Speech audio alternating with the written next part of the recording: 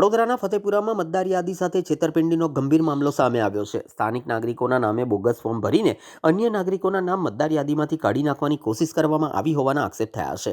આ મામલે અસરગ્રસ્ત નાગરિકે કલેક્ટર કચેરીમાં લેખિત રજૂઆત કરી તટસ્થ તપાસ અને કાયદેસરની કાર્યવાહી કરવાની માંગણી કરી છે।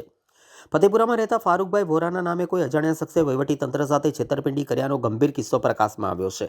મતદાર યાદીમાંથી અન્ય નાગરિકોના નામ કમી કરવા માટે ફારૂકભાઈના નામે બોગસ ફોર્મ નંબર 7 ભરી રજૂઆત કરવામાં આવી। આ બાબતની જાણ થતાં ફારૂકભાઈ ચોંકી ઉઠ્યા। તેમણે સ્પષ્ટ કર્યું છે કે તેમણે આવી કોઈ અરજી કરી નથી।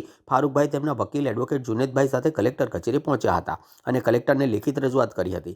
ફારૂકભાઈનો આક્ષેપ છે કે કોઈ અજાણ્યા યુવકે તેમના નામનો દુરુપયોગ કરી ખોટી સહીઓ સાથે આ કાવતરું રચ્યું છે। તેમણે સમગ્ર મામલે તટસ્થ અને નિષ્પક્ષ તપાસ કરી જવાબદાર શખ્સ સામે એફઆઈઆર નોંધી કાયદેસરની કાર્યવાહી કરવાની ઉગ્ર માંગ કરી હતી। અમે કલેક્ટર સાહેબને આવેદનપત્ર આપવા માટે આવ્યા છે કે જે મારા નામનો અને મારા ઇલેક્શન કાર્ડનો દુરુપયોગ થયેલો છે અને જે પણ કોઈ વ્યક્તિએ કર્યો છે એના પર કાયદેસરની કાર્યવાહી થાય, એફઆઈઆર થાય અને એને સજા થાય એના માટે ખાસ અત્યારે આવેલા છે।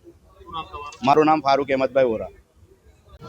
આજે કલેક્ટર કચેરીએ અમે રજૂઆત કરવા આવ્યા છે કારણ કે ખૂબ જ મોટા મુદ્દાનો પર્દાફાશ થયો છે કે મારી સાથે જે વ્યક્તિ ઊભા છે ફારૂકભાઈ વોરા, એમના નામે કોઈ અજાણ વ્યક્તિએ ફોર્મ 7 ભરીને ફતેપુરા વિસ્તારના 30 થી 40 લોકોના નામ સામે વાંધો લીધો છે।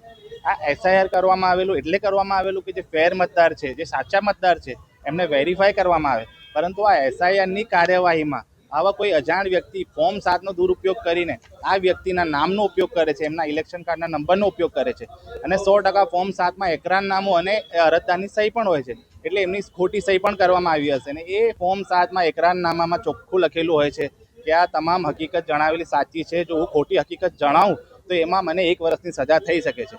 એટલે કલેક્ટર સાહેબને અમે ફરિયાદ કરવા આવ્યા છે કે તાત્કાલિક જે પણ વ્યક્તિએ ફોર્મ 7નો દુરુપયોગ કર્યો છે એની સામે એફઆઈઆર કરો।